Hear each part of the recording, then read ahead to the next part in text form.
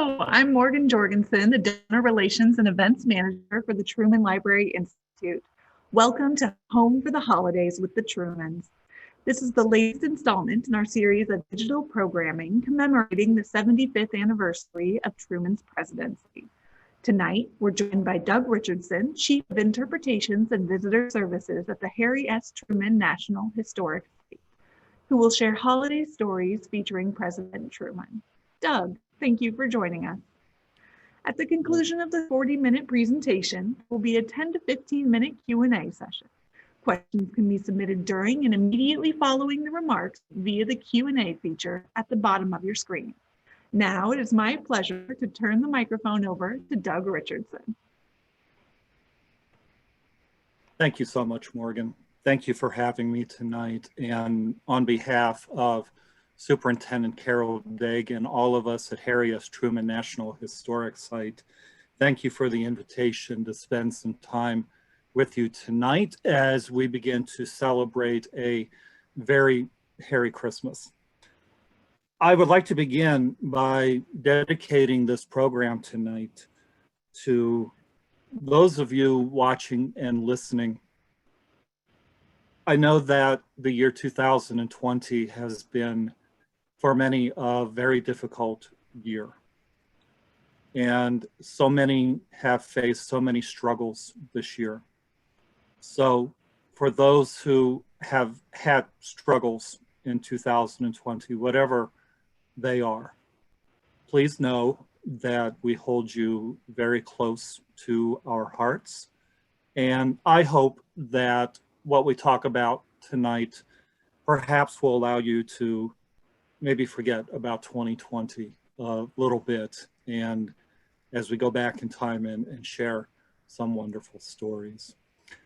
And I can't predict the future, of course, but I can say this with confidence, that if Harry Truman were with us as we talk about 2020 going into 2021, he would look at us, give us that wonderful Harry Truman wink of the eye, flash that wonderful Harry Truman smile, and he would nod his head and say, it'll be okay. And so it will be okay. So thank you for being with us. I wanted to start our program tonight by sharing one of my favorite photographs. What you are looking at, my friends, is the wedding photograph of Harry S. Truman's parents, John Anderson Truman and Martha Ellen Young. They were married on December 28th, 1881. And so that is one of two known photographs from their wedding day. Unfortunately, it also appears to be the last known image of John Anderson Truman. Why did I want to share that photograph with you? Well, not only was it a Christmas time wedding, but I want to share with you one of my favorite documents as well. And in the records of Jackson County, Missouri, you will find the application for marriage signed by John Anderson Truman, and that application for a marriage license was filed on Christmas Eve, December 24th, 1881. What a wonderful Christmas present that was, not only to themselves, but to the world. So there you will see on the right side of the screen, the application for a license to marry. Now, out of this blessed union between Martha Ellen Young and John Anderson Truman would be three surviving children. Harry S. Truman would be the first to be born in May of 1884, and then he would be followed by two siblings. So the reason I wanted to show you this document and the one that follows is that not only was this a wonderful Christmas present to themselves to be married at around Christmas time, this document, this event, the wedding of these two very special people, made possible everything else that we are going to be talking about this evening. So I just love this particular set of documents, and there you see again the application for marriage. I wish we knew a little bit more about how and where and why John Anderson Truman and Martha Ellen Young met. Their families' respective farms were relatively close together in Grandview, Missouri, here in Jackson County, and that may be the simple explanation, was that their farms were in close proximity. But I wish we knew a little bit more about that. Now, thankfully, later in life, Harry S. Truman remembered his maternal grandparents' original farmhouse on the Young family farm in Grandview. At the time, in its day, the Young family farm, known today as the Truman Farm in Grandview, was one of the largest in the Midwest and certainly one of the largest in Missouri, at one time encompassing well over 600 acres. Now, the farmhouse that is on the farm property today is not the original. The original burned down, unfortunately, shortly after Harry Truman's maternal grandfather died. And unfortunately, there are no known photographs or images contemporary of the original farmhouse from the Young, now the Truman Farm. But thankfully, Harry Truman did a little bit of a sketch of one after his presidency. You see, Truman had originally intended, or thought about at least, building his presidential library on the family farm because the land still very much had an attachment to him. And he envisioned building the library on the family farm and then perhaps rebuilding that original farmhouse. And he remembered the rooms and he remembered the large wraparound porch and the approach to the house and all of that. And I often wonder when I'm down at the Young Truman Farm, I often wonder what Christmases were like on that farm. How did they decorate?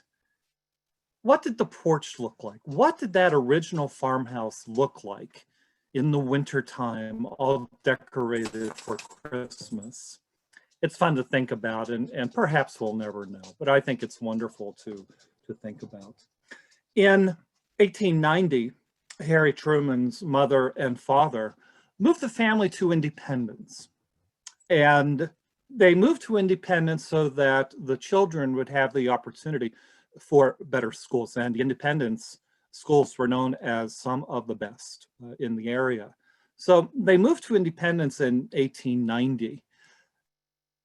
Probably not long after the Trumans moved to Independence, Harry Truman's mother was talking with the minister at First Presbyterian Church, and Mrs. Truman was invited to bring her children to the Presbyterian Sunday School. And one day at the Presbyterian Sunday School, the 6-year-old Harry Truman happened to meet and immediately fall in love with a beautiful little 5-year-old girl by the name of Bessie Wallace. There is no evidence whatsoever that there was ever another woman for Harry Truman than Bessie Wallace. And I really believe that for the rest of his life, every time that Harry Truman looked at Bess Wallace Truman, he saw that beautiful little girl that he met at the Sunday school with the long, beautiful curly hair and the beautiful blue eyes. It was love at first sight, and it was love that would last for the rest of his life. Eventually, Harry Truman and Bessie Wallace attended school together in the independent schools.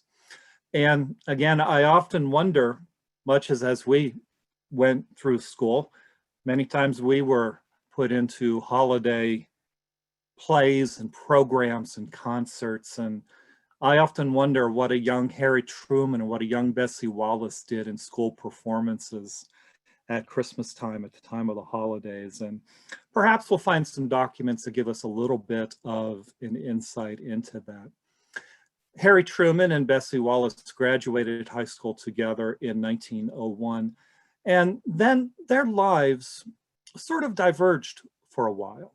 Harry Truman's family left Independence, and Harry Truman worked a series of jobs in Kansas City before accepting his family's call to return to the Young Farm in Grandview.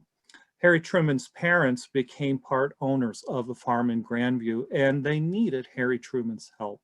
So he gave up a pretty good job in a bank in Kansas City and returned to the farm and to the way of life to the farm. Bessie Wallace, after graduating high school, experienced some tragedy in her life with the passing of her father, David Willock Wallace. But it doesn't appear as if Harry Truman and Bessie Wallace laid eyes on one another until one day, tradition goes, in 1910. About 4 years after Truman returned to the family farm in Grandview, he was visiting some cousins of his who lived at 216 North Delaware Street. This was the Nolan family, very close. Truman was visiting the Nolans, and the family tradition has that he expressed to his cousins and his family, the Nolans, how much he wished he could see Bessie Wallace again, knowing very well that Bessie Wallace and her family were living across the street at 219 North Delaware Street.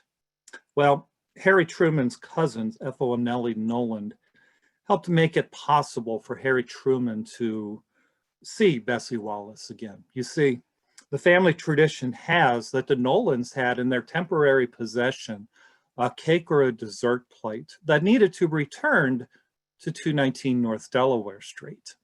And so Harry Truman was volunteered to take the plate back. And according to Margaret Truman Daniel, that with the speed of light, Truman bounded across Delaware Street. Answering the door at 219 was Bessie Wallace. And it really does appear by all evidence that this would be the first time in perhaps 9 years that Harry Truman and Bessie Wallace had laid eyes on one another. Both of them had been through a lot since their graduation in 1901, and they were both different people physically. Truman was now showing the physical effects of being a farmer. He was bulkier. He had a different complexion because of working out on the farm. They spent some time together, and it appears as if it was on. Harry Truman was on the campaign of his life to win the heart of that girl that he had met when he was 6 years old. For the next several years of Harry Truman's life, from the family farm in Grandview, Harry Truman sent to Bessie Wallace a series of incredible letters that remain one of the most impressive and one of the most wonderful collections of documents anywhere in presidential history. And through these letters, over 1,000 of them, Harry Truman poured out his heart to Bess Wallace. He was trying to win her heart. I'd like to share with you a letter from December 21st, 1911. And on the screen, you'll see an image of the first page of the letter. Again, Harry Truman, through these letters, is trying to win her heart, and he is waging a campaign and pouring his heart out. December 21st, 1911. Dear Bessie, you cheated me out of 2 pages. Aren't you ashamed? If you only knew how glad I am to get them, you wouldn't be so short with them. I suppose I am too crazy about you anyway. Every time I see you, I get more so, if it is possible. I know I haven't any right to, but there are certain things that can't be helped, and that is one of them. I wouldn't help it if I could, you know. I guess you are lucky that you don't care, as even the best of fellow, which I am not, couldn't very well make a girl happy on nothing a week but a hat full of debts. You see, I was full enough or good enough, whichever way you look at it, to go in with Daddy even on his debts. Say, don't ever mention that, as no one knows he has any, especially his relatives. See? Really though, if I thought you cared, I bet I could win out anyway, in spite of all the kin in creation. This is a mighty poor Christmas letter, but our dear relatives have succeeded in giving us the bluest Christmas since grandmother died. If you could see the allegations in the brief, you'd think my mother was the prime lady villain. It makes me so mad I could fight a Boilermaker. They even accused our grandmother of being weak-minded and most everything else, and she was the best businesswoman I ever expected to see. If we'd ever mentioned property to her, that itself would have finished us as it should have done. Bessie, if my dear men friends who invited themselves to dinner here Christmas go home on the afternoon train, I'm going to try to see you Christmas evening if you are at home. I'll call up if I can, or if I can't, about 5:30. But don't stay home on my account because I may not get to come. I'll bring you a copy of Richelieu if I come. I got Edmund Booth's prompt copy for 15 cents. It's a stirring play, I'll tell you. Mama and Mary are going to see Julius in the afternoon. Maybe you'll run into them. I sent you a piece of tin jewelry the other day. I got it some time ago, but found a busted link in the chain and had to have it renewed. So when I got it again, I just sent it. That's why so early. With a Merry Christmas, I am, as always, your Harry. What a wonderful letter. And I apologize in advance if I start breaking up a little bit during the reading of some of these documents because they are very emotionally powerful. And I'd like to let you know that if you would like to read these letters from Harry Truman to Bess Wallace, they are on the Truman Library's website, courtesy of the wonderful archivists at the Truman Library. So Truman was the farm, and the farm was Harry Truman. And there you'll see a gathering of members of the Young and Truman family there on the porch of the farmhouse that still exists in Grandview, Missouri. That is part of Harry S. Truman National Historic Site. That was Harry Truman's family. Family meant absolutely everything to Harry Truman, but also so did that beautiful young girl up in Independence. Well, in 1917, even though he was not legally obligated to, Harry Truman volunteered to fight for the United States and enlisted and served in the Expeditionary Force and served in World War I. Captain Harry Truman was one of the great heroes of the war. When Harry Truman came back from serving in France, he got the girl. They married on June 28th, 1919. One of the most wonderful days of my life was when our partners and friends with the Truman Library, the Truman Library Institute, the Independence Square Association, we all commemorated the 100th wedding anniversary of Harry and Bess Wallace Truman. What a wonderful day that was, but probably paled in comparison to how wonderful they thought it was. Now, if you think about it, where we are right now, 100 years ago, Captain Harry S. Truman, freshly home from serving in World War I and a newlywed, was operating a haberdashery in downtown Kansas City with a friend and business partner by the name of Eddie Jacobson. And we have a few photographs of Truman and Jacobson, the haberdashery store in Kansas City. I love looking at those photographs, and I would love to jump into those photographs, walk into that store, talk to the men, look at the goods that they were selling. And preparing for tonight, I often wonder what the haberdashery looked like when it came time for the holidays. I think we can only imagine, but 100 years ago tonight, that haberdashery was in operation in Kansas City. Unfortunately, that haberdashery, a wonderful experiment, it unfortunately failed because of a nationwide recession. It was one of the setbacks that Harry Truman had. Truman never wanted to pledge or declare bankruptcy because of the failure of the haberdashery. He was determined to pay off the debts. And so for many years, Harry Truman did pay off those debts, but the haberdashery proved to be a transition for Harry Truman in that he got involved in local politics. Now, Truman's father, back in the days on the farm before Truman's father died in 1914, he was active in local politics. John Anderson Truman served as a road overseer in Jackson County. Truman did as well. And through his networks with the Masons and serving as a road overseer, Truman got involved in some local politics. But after the failure of the haberdashery, Truman got involved with the local politics sought election for and won the election to be the Eastern District Judge for Jackson County. Now, for those of you who aren't from our neck of the woods here, a judge in this sense isn't necessarily a judge in the way of jurisprudence. In much of the country, it's more referred to as a county commissioner.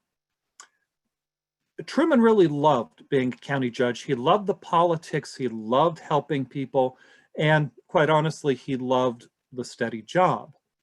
Now, the steady job helped when it came to February of 1924 and what must have been, again, one of the most wonderful days of their lives when Harry and Bess Wallace Truman welcomed their daughter, Mary Margaret Truman, into the world. She was born in a blinding snowstorm. Margaret Truman was born in 219 North Delaware Street, upstairs. And that night in February 1924 may have been the very first time that Margaret Truman sang. Margaret Truman was very much the apple of her family's eye. And I wanted to share with you one of my favorite photographs of Margaret Truman. That's Margaret Truman as a young lady. I look at that photograph of Margaret Truman and I see in that photograph, I see the Truman resemblance, I see the Young resemblance, I see the Wallace resemblance and the Gates resemblance. I see all of it there. And we are very grateful to that young girl on the screen right now because Margaret Truman Daniel helped make it possible for us to do what we do at 219 North Delaware Street every day. One of the documents that thankfully survives is a wonderful document that Margaret Truman wrote when she was 11 years old. Now, what you see there on the screen is one of the photographs that we have of the interior of 219 North Delaware Street, a Christmas tree from the era of when Truman was a county judge. And so while he was in politics, Truman kept up with his family in Grandview. And I wanted to share with you a little essay that Mary Margaret Truman wrote as part of a school assignment talking about Christmas Eve in 1935. I love this document and I hope that you love listening to it. December 1935, My Christmas Eve on the Farm by Mary Margaret Truman. Generally, on Christmas Eve, Dad, Mother, and I all go out to Mama Truman's. That is where Dad used to live. First, we sit around the fire and talk and wait for the rest of the family. I generally play marbles. Then we have our dinner. The little Christmas tree is the center of the table. All of the presents are on it. After dinner, we all grab for our own presents, which we have been picking out during dinner. After dinner, when we have opened all of our presents, we go into the parlor and play games. Even the grown-ups play. There are two boys named Harry and Gilbert who play with me. They are my cousins. Some of the games we play are Peter Coddle, speech making, we see who is the best speaker, marbles, the grown-ups don't play these games, India, and Tiddlewinks. When we finish all of these games, we all gather around the piano. Aunt Mary plays and everybody sings 2 or 3 Christmas carols. We generally get home about 12 o'clock after having a grand good time, and I am dead tired. So are Mother and Dad. I love that. Thank you for allowing me to share that with you. Christmas, as it is for so many of us, for all of us, the holidays are about family. And it's an opportunity for us to gather with our loved ones and just enjoy each other's company. I want to take a few moments and share again with you another wonderful insight into Christmas family with the Trumans. And what I'm going to read to you right now comes from just a most wonderful new book that was written by a good friend of ours, a dear friend of mine, David Wallace. David Wallace, he is the son of Fred and Christine Wallace. Fred Wallace was Bess Truman's youngest brother. we are so very grateful that David Wallace released this new book this year called I Called Him Uncle Harry. This is one of the most wonderful pieces of Truman historiography, one of the most wonderful personal pieces of history. And he shares wonderful stories about what it was like to be with family in 219 North Delaware Street. David Wallace writes in part, "The gifts exchanged between immediate family members were comparatively modest. Dad's inevitable gifts included a tie or a carton of Lucky Strike cigarettes. Uncle George usually got a carton of Old Gold cigarettes, and Uncle Frank always received a box of maple sugar candy and maybe socks or new suspenders. The women of the family usually received cologne. Perfume was too expensive and thus rarely gifted, except for Dad's occasional splurge on a small bottle of Chanel No. 5 for Mom, her favorite scent. Other gifts for the women were a scarf or stockings, silk stockings, very often during and after the war years. But when they became available and fashionable, they got nylon stockings. I vividly remember the efforts of the women of the family to make sure their stocking seams in the back were straight. Grandmother," and he's talking about grandmother Wallace, Madge Gates Wallace, the mother of Bess Truman. "Grandmother was impossible to pick a gift for, so she usually received candy or a scarf or a couple of the velvet neckbands she always wore. Uncle Harry usually got a book or two, a tie, socks, or handkerchiefs. Even chewing gum was given as a gift. Uncle Harry's favorite, or so he said when I gave him some, was Whitman spearmint. After the gift exchanges, it soon was time for breakfast, followed a few hours later by the inevitable turkey with celery stuffing, accompanied by scalloped oysters, a continuing passion of mine, and the rest of the traditional side dishes, including sweet potatoes covered with marshmallows, cranberry relish, and Brussels sprouts. Dessert was, of course, the fruitcake we all had worked on a month earlier, or plum pudding with hard sauce, a mixture of butter and sugar without the usual addition of brandy, but sometimes with sherry." I think about this passage that David Wallace shared with us every time that I'm at 219 North Delaware Street, and I swear to you that I can smell that sweet cooking, the scent of that meal, lovingly prepared probably by Miss Vieta Gar, who worked for the Trumans very faithfully for many years. So thank you for allowing me to share that with you. Truman progressed from being Eastern District Judge of Jackson County to eventually being presiding judge of Jackson County. And then eventually, after his term was over there, he was elected to be junior senator for the great state of Missouri, and then was reelected as senator for the great state of Missouri. And then in 1944, Harry Truman was nominated by the Democratic Party to run along with Franklin Roosevelt. Truman was nominated to be vice president of the United States and won in that election in November of 1944. So on January 20th of 1945, Franklin Roosevelt was inaugurated for his fourth term as president of the United States. Harry Truman was inaugurated as the vice president of the United States. Harry Truman was rather reluctant to leave the United States Senate. He loved that institution. He and others considered it the world's greatest deliberative body. He loved everything about the Senate.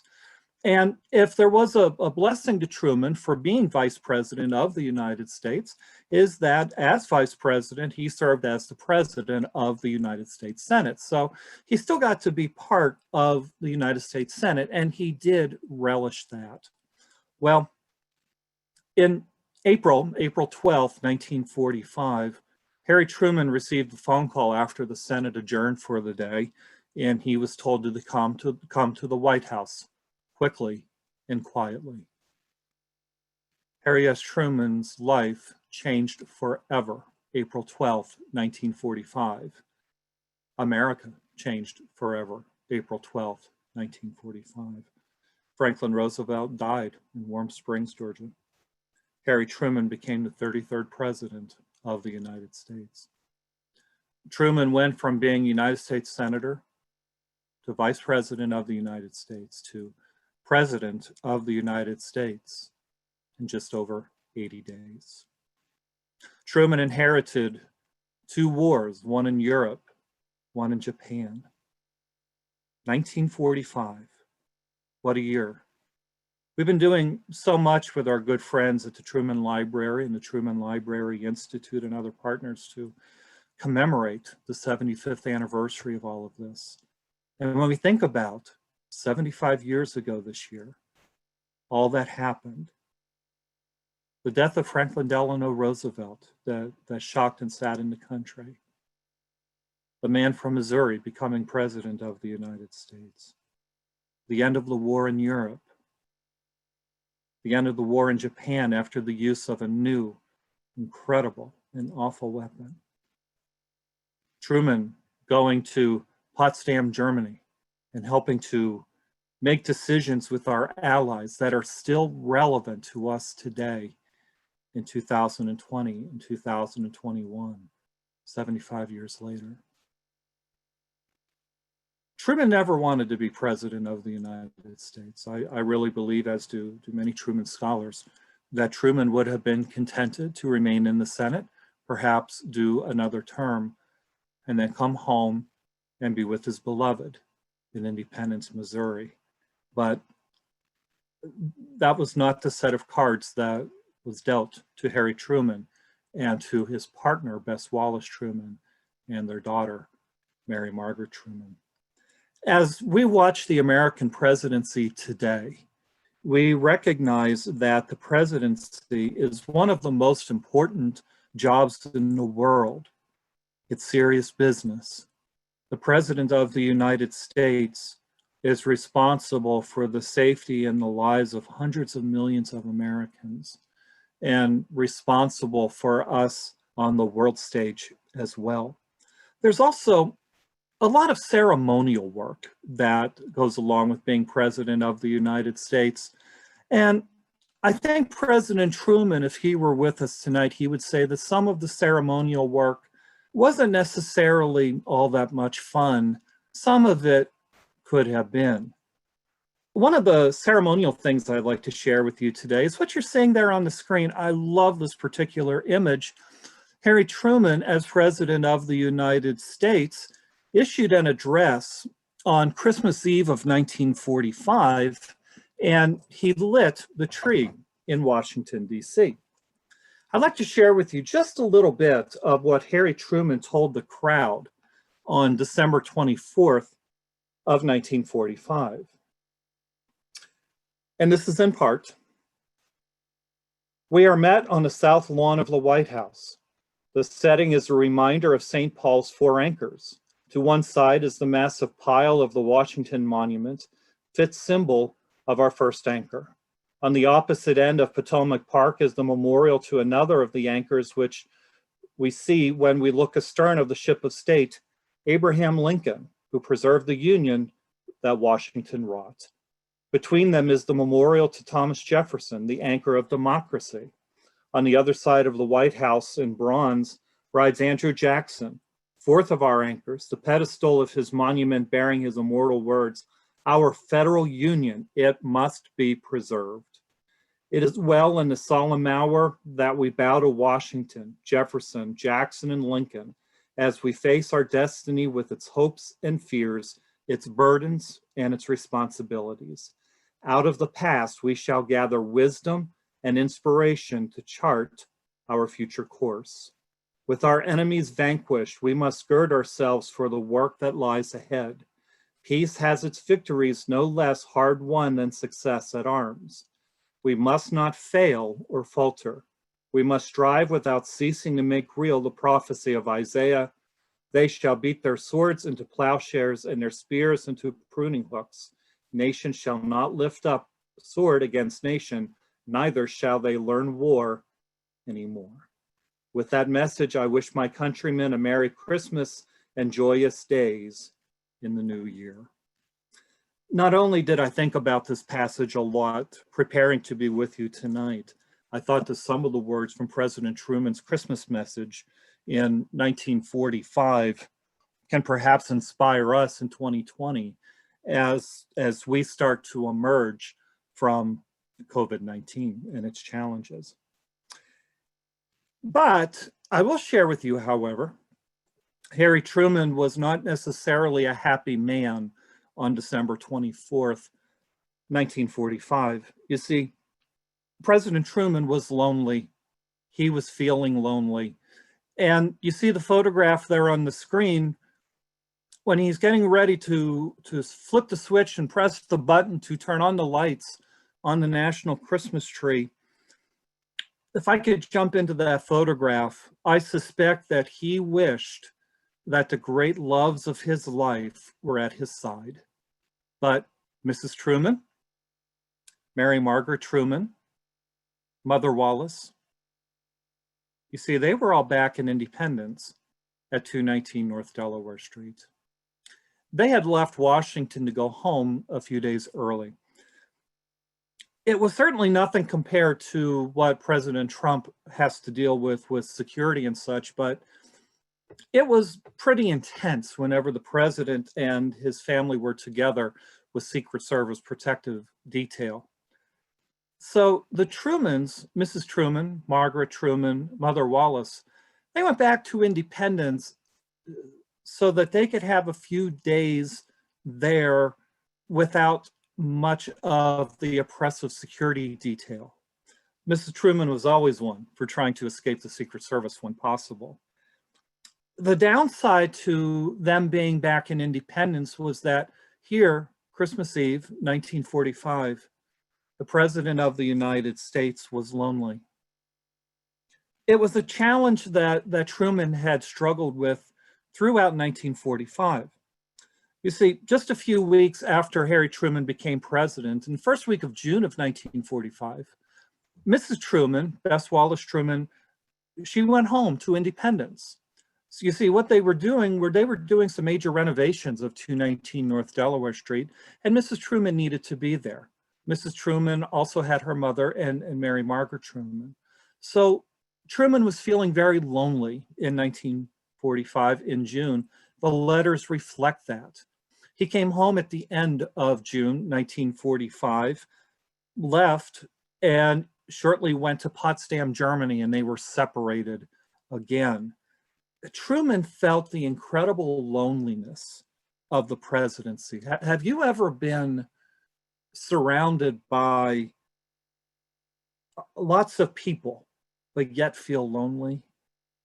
That's how Harry Truman was feeling. And you see, what Harry Truman and Bess Wallace Truman and Margaret Truman and Madge Gates Wallace and all of their family, Harry Truman's mother, his sister, his brother, their family, they were all trying to figure out what this new role for Harry S. Truman, President of the United States, meant for them. Christmas Day, 1945, weather-wise was horrible across the country. Snow and ice, very similar to what pounded and is pounding the Northeast right now. To quote an old line, it was fit for neither man nor beast. Christmas Day, again, Harry Truman was so lonely. Telegraphs, telephones, they're not the same. They're not the same. I know tonight how much I wish I could be with all of you in the auditorium of the Harry S. Truman Presidential Library and Museum. It's not possible. It's my honor to be with you tonight via Zoom, but it's not necessarily the same as all of us being together, sharing stories, laughing, being with one another. So Christmas Day, the weather as terrible as it was, the President of the United States determined he was going home. What you have on the screen there is a photograph of Washington National Airport. You see the Sacred Cow, which is the plane of Franklin Roosevelt, now Harry Truman. This was before the plane, the Independence, was put in service for President Truman. Take a look at the ground. Snow, ice, Again, fit for neither man nor beast. I don't know about you, but looking at that photograph, you could not pay me $1,000 to get onto a plane and fly in conditions like that. But Truman did. He wanted to be with the loves of his life, and he was going to do it. So on the Sacred Cow, the plane took a very long trip, between 4 and 5 hours. Truman arrived in Kansas City later that night, was cheered and greeted, arrived at 219 North Delaware Street. Well, we can say that Mr. Truman's reception was perhaps not what he expected. We'll probably never know exactly what was said behind the closed doors of 219 North Delaware Street, but according to Margaret Truman Daniel in her most wonderful biography of her mother, Bess W. Truman, she said that behind the closed doors of their bedroom upstairs in 219 North Delaware Street, the words were pretty tense, and that in short order, Mrs. Truman told her husband that, well, it's nice that you can make it, and for all that I care, you could have stayed in Washington. We learn that words matter, and every couple has its struggles. What we're dealing with here, this conflict between the President of the United States and the First Lady of the United States, this is perhaps the culmination of some of the tensions that have been building since Truman began his presidency.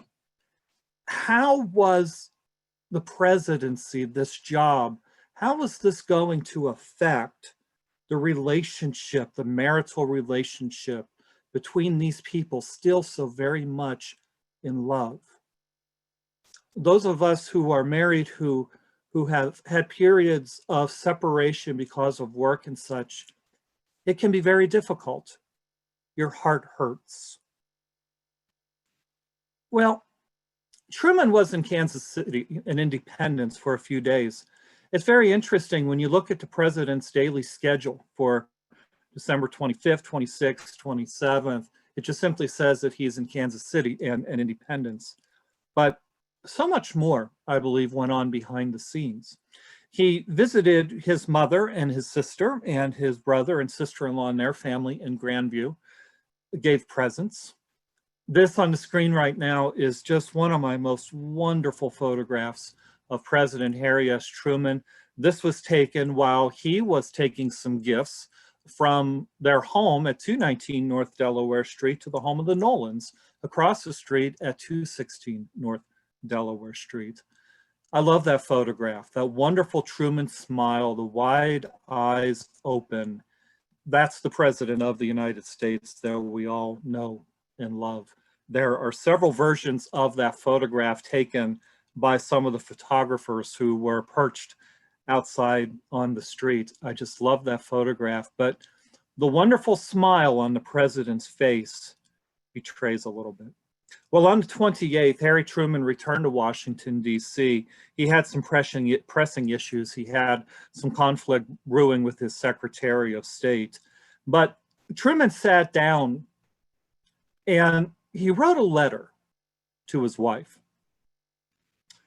Well, we don't know what this original letter said. You see, he mailed it, but then later he thought of it. And according to Margaret Truman Daniel, again from her wonderful book, Bess W. Truman, Margaret Truman Daniel remembered that her father called her and said, I need you to do me a favor.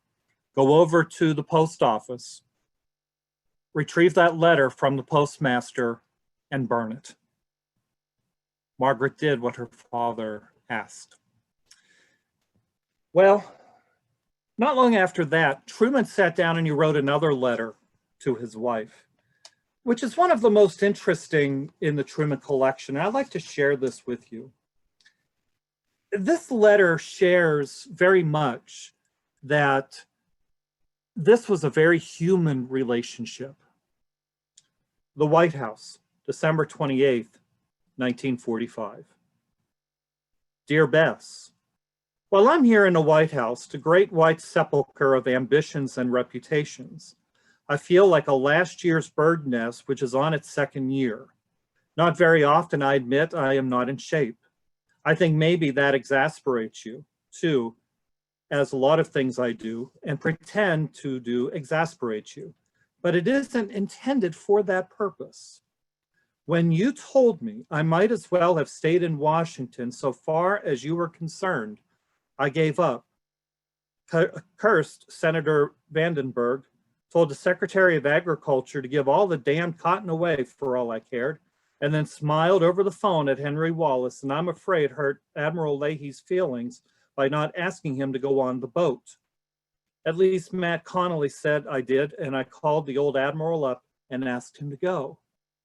You can never appreciate what it means to come home, as I did the other evening, after doing at least 100 things I didn't want to do, and have the only person in the world whose approval and good opinion I value look at me like I'm something the cat dragged in and tell me I'm come in at last because I couldn't find any reason to stay away. I wonder why we are made so that when we really think and feel, we cover up. This head of mine should have been bigger and better proportioned. There ought to have been more brain and a larger bump of ego or something to give me an idea that there can be a number one man in the world. I didn't want to be. But in spite of the opinions to the contrary, life and time say I am. If that is the case, you, Margie, and everyone else who may have any influence on my actions must give me help and assistance, because no one ever needed help and assistance as I do now. If I can get the use of the best brains in the country and a little bit of help from those I have on a pedestal at home, the job will be done. If I can't, no harm will be done because the country will know that Shoup, the Post-Dispatch, Hearst, Sissy, and Patterson were right. Kiss my baby, and I love you in season and out. Harry. What a very powerful letter. Thank you for allowing me to share that with you. Out of the 8 years that the Trumans spent in the White House, in Washington, in the presidency, I should say, all but 2 were spent at 219 North Delaware Street with the visits to the farm and the family in Grandview. 2 were spent in Washington, D.C. One was in 1947, and that's the photograph that you're seeing on the screen there. You see the lovely Mary Margaret Truman in the middle. To her right is our friend David Wallace, and then to Margaret's left is Marion Wallace, that's David's sister. All beautiful people. And again, we're so very proud to have David Wallace as a friend of ours. We're grateful to all of them for sharing their family story with us. Yeah, only 2 White House Christmases were spent in Washington, D.C., and there's, I think, a couple good reasons for that. One was home.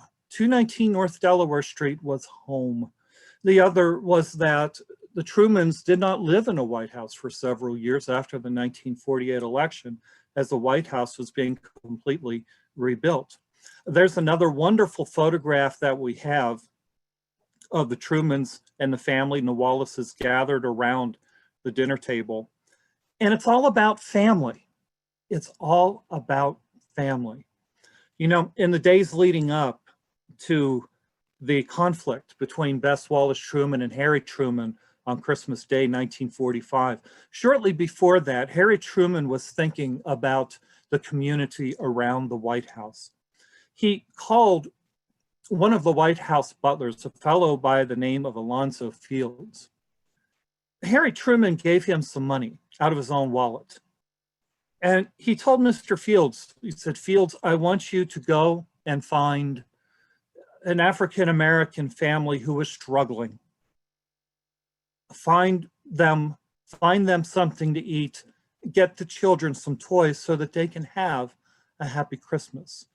Fields did some research and he found a family, but he realized that the family wouldn't have the means to cook the Thanksgiving dinner. So Mr. Fields asked the president for permission to use the White House kitchen to prepare the meals for these families.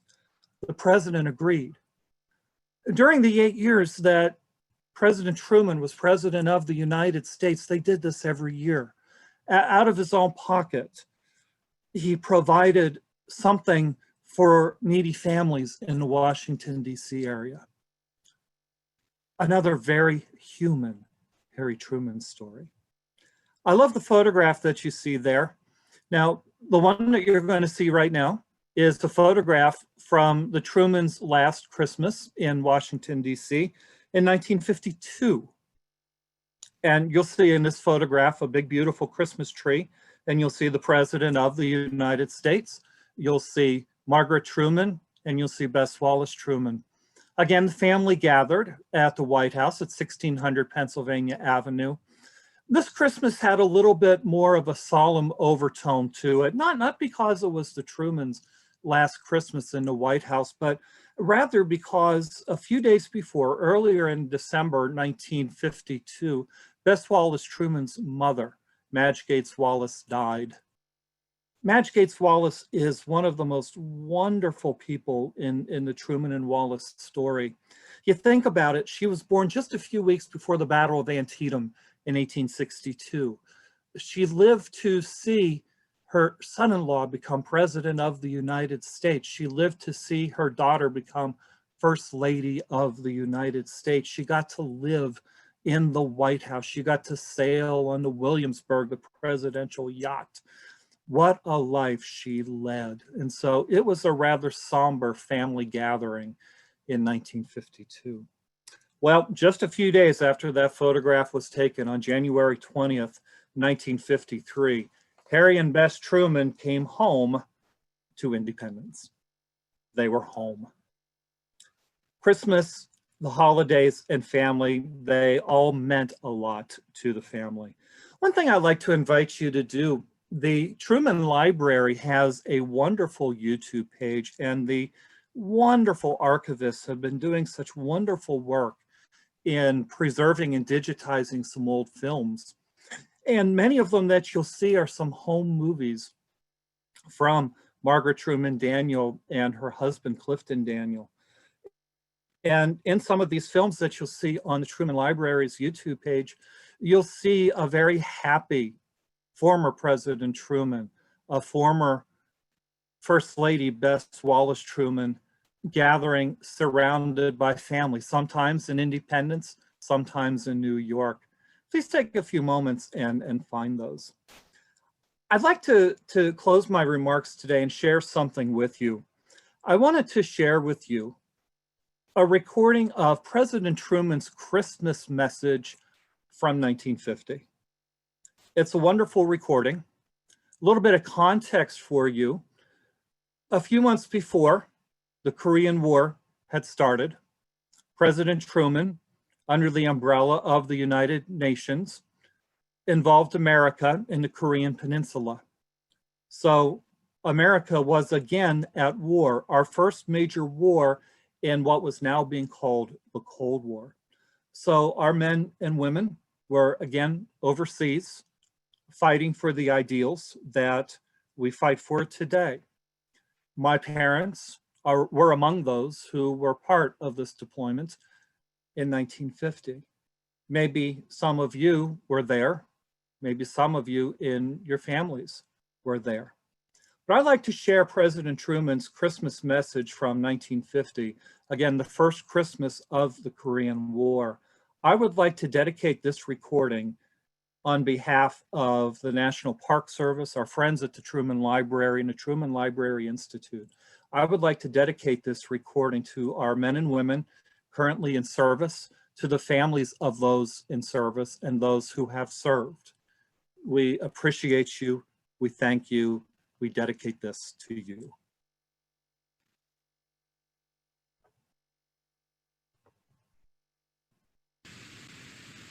We present now a special transcribed Christmas message from the President of the United States to the American people. My fellow countrymen, all over our country and in many other parts of the world, Men, women, and children are preparing to celebrate the birthday of Christ. Never before in our lives has a Christmas seemed so important. I'm not thinking of turkey dinners and stacks of gifts. I mean the quiet, reverent celebration of faith, hope, and love, born in a manger in Bethlehem. Across all the continents of this world, peace-loving people today feel apprehension and loneliness and fear. Many have forgotten the humble surroundings of the Nativity and how from a straw-littered stable shone a light which for nearly 20 centuries has given men strength, comfort, and peace of mind. At this Christmas time, we should renew our faith in God. We celebrate the hour in which God came to man. It is fitting that we should turn to Him. Many of us are fortunate enough to celebrate Christmas at our own fireside. But there are many others who are away from their homes and loved ones on this day. Thousands of our boys are on the cold and dreary battlefield of Korea. But all of us, at home, at war, wherever we may be, are within reach of God's love and power. We can all pray. All of us should pray. We should ask the fulfillment of God's will. We should ask for courage, for wisdom, for the quietness of soul which comes alone to them who place their lives in His hands. We should pray for a peace which is based on righteousness. The nation already is in the midst of a crusade of prayer. On the last Sunday of the old year, there will be special services devoted to a revival of faith in God. I call upon all of you to enlist in this common cause. I call upon you no matter what your spiritual allegiance may be. We're all joined in the fight against the tyranny of communism. Communism is godless.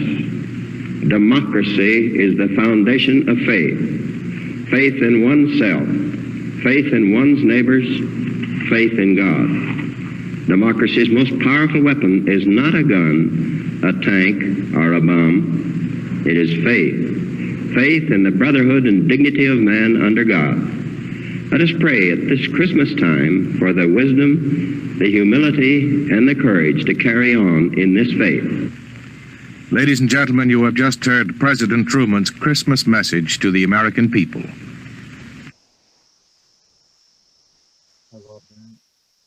Thank you, Doug, for that wonderful presentation.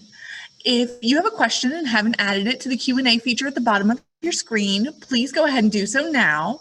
You can also like a question that's already been submitted that you would like to see answered. And let's see here. Our first question is from Ed, and Ed asks, what caused the plans to change to locate the library where it is today instead of at the farm location? Oh, I love that question. Thank you so much. A couple of things. It was a wonderful grand plan to erect the presidential library in Grandview. There's some wonderful stories that come from that. As I think I shared earlier, one of Truman's visions was to recreate or rebuild somehow the farm home that he remembered when he was a little boy. There's another wonderful story that some architects and engineers were out surveying the farm ground with Harry Truman's brother, John Vivian. And they were trying to think logistics for the library, how it would be accessed from the roads and the railroads and all of that. And the architects and engineers who have a special way of looking at ground, you know, they had somewhere on the farm picked out where they thought would be the perfect place to build the institution. Well, in the eyes of Harry Truman's brother, Vivian, it was some of the best choice land. So supposedly John Vivian told the architects and engineers, he said, it's just too good a farmland to build any old damn library. So I wonder if there was a little bit of pushback on that. I wonder to what extent the Truman's finances precluded that.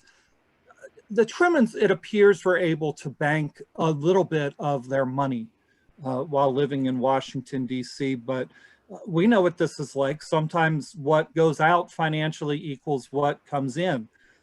The truth is we just really don't know what kind of a nest egg the Trumans had when they came home in 1953. But we do know that when the Trumans left Washington in 1953, there was no pension at the time for former presidents. There were no appropriations for him to have an office.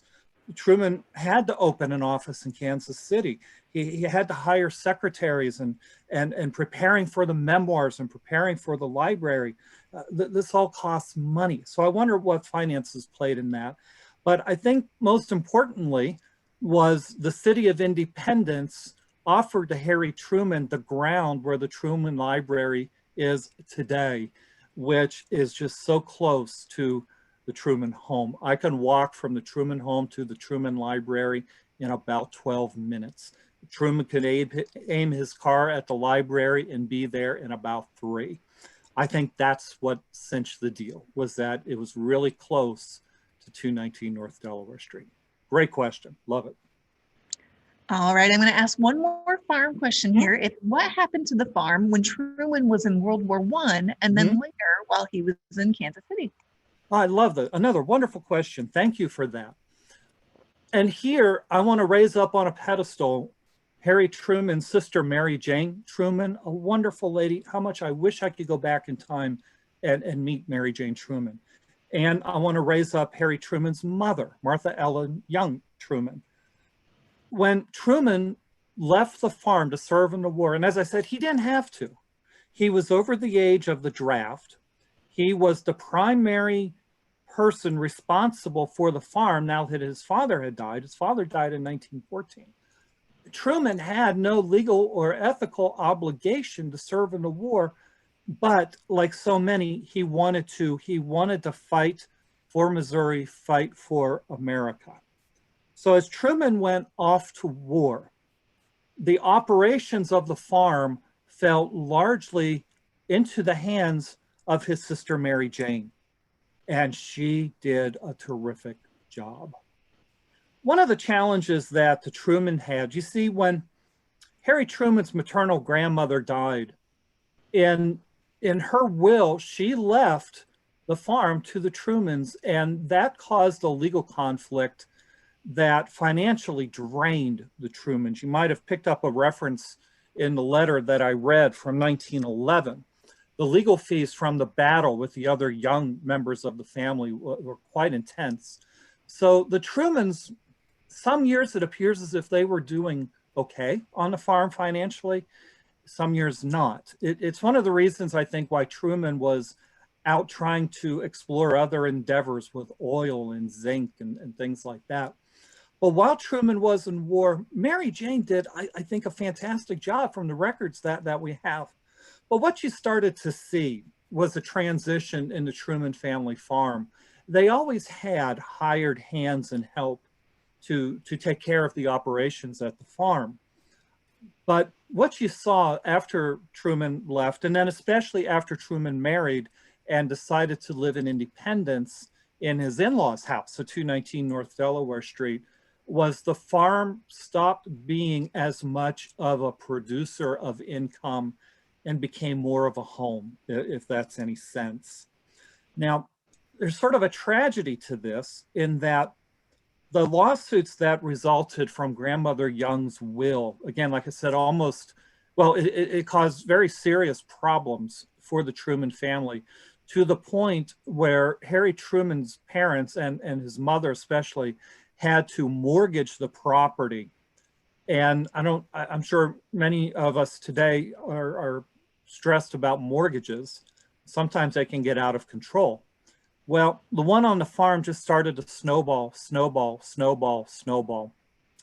In 1940, the year that Harry Truman was running for re-election, really as sort of a political dirty trick, the mortgage was called in on Harry Truman's mother and sister. And they lost the property, they lost the farm, they lost the farm home. Mama Truman, Martha Ellen Truman, Mary Jane Truman, they had to move off of the farm and move into a little bungalow in Grandview.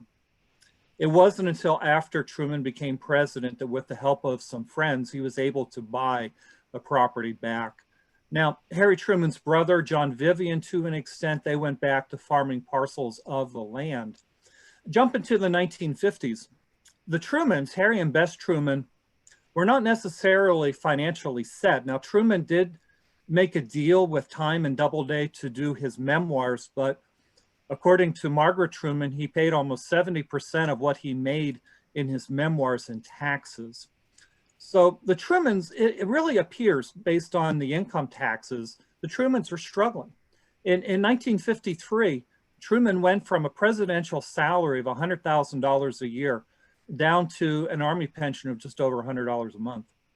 One of the things that Harry Truman, his brother John Vivian, and sister Mary Jane did was, towards the middle of the 1950s, going into the 1960s, they sold off pieces of the farm to serve as retail and then eventually as housing units. And so that's one of the reasons why when you go down to the farm today, to the farm home, to the north, you see the Truman Corners Shopping Center. To the south, you see sort of descendants of the housing. And you see very little evidence of what was once one of the most impressive farms in Missouri and in the Midwest. Thank you for that. I love that question. Excellent. I think we've got time for a few more questions here. Okay. So this one you kind of touched on in that answer, but Dan asks, you alluded to some of the family discord that existed in the Truman family. How did that saga all end? If you're referring to Christmas of 1945, I think one part of the story that I left out, and I apologize for this, was that the letter that I read to you that he wrote to Bess Wallace Truman on December 28th, 1945, he never mailed. He never mailed that one. And it was found in his desk at the Truman Library after the president died in December of 1972. It's doubtful if Bess Wallace Truman was ever aware of that. But what you started to see as 1946 came to be, and so on and so forth, you started to see Harry and Bess Truman and Margaret Truman and the family begin to adjust more to the presidency and how the presidency was going to affect their lives. Bess Truman would continually do all that she could to escape the Secret Service. Margaret Truman shortly afterward embarked on a successful singing career and became famous in her own right with her beautiful voice. Madge Gates Wallace also, she came to terms, it appears, with the job. So little by little, and I think it's probably pretty common to every presidential family, there's an uncomfortable quality to it at the beginning, and then little by little, you start to make peace with it. Now, Truman always did consider the White House, as he called it, the Great White Sepulchre or the Great White Jail, but they grew to terms with it. Now, unfortunately, Mrs. Truman destroyed a lot of her correspondence back to her husband. Thankfully, her grandson, our good friend Clifton Truman Daniel, wrote a wonderful book with all of the known letters from Bess Wallace Truman to Harry Truman. But we have just a fraction of what once existed. But it appears in their letters and such that disagreements between the married couple, that was more the exception than the norm. And what you saw, in addition to a marriage, was a political partnership that little by little started to find its footing. And then again, I would recommend to everybody, if you haven't done so, to read Margaret Truman Daniel's book, Bess W. Truman. I know I have found that so many sort of dismiss that book as, well, that's Harry and Bess Truman's daughter. No, it is so much more than that. It's not only written by a daughter. Margaret Truman had a degree in history, so it's written very keenly, and it is about as good of an insight into that partnership as we'll ever have. So, Margaret Truman Daniel, thank you for writing Bess W. Truman. Excellent. And we'll end on a Christmas question tonight. John asked, did they ever celebrate Christmas at Blair House? It doesn't appear so, although there was always sort of a ceremonial thing for the staff. Bess Wallace Truman was always sure to to make sure that the White House staff, who are almost always on call 24/7, if you ever get a chance to read some of Kate Anderson Brower's wonderful books about those who serve in the White House, or even Alonzo Field's wonderful book on his service, they were almost always on call. But Mrs. Truman and President Truman almost always made sure that they got dismissed early so that they could be home with the family. They didn't do a lot of entertaining at Blair House, just simply because there wasn't a lot of the space that was available in the White House. But the two that they had in Washington were at the White House again in 1947 and then 1952. But by and large, what they would consider their holiday, their Christmas, would be at 219 North Delaware Street. All right, thank you all for joining us today, and special thanks to Doug Richardson for this excellent and informative presentation. It was my honor. The Truman Library is selling commemorative bricks that will be installed outside the stunning new entrance to the Truman Library. The bricks start at $175 and make excellent Christmas gifts for the Truman fan in your life. You can visit our website at trumanlibraryinstitute.org/bricks to order your brick today. To find more information about future programs commemorating the 75th anniversary of Truman's presidency, like the January event, Presidents of the Heartland, be sure to follow the Truman Library Institute on Facebook, Instagram, and Twitter. Thanks for joining us, everyone, and from everyone at the Truman Library Institute, please have a safe and happy holiday season. Thank you all, friends.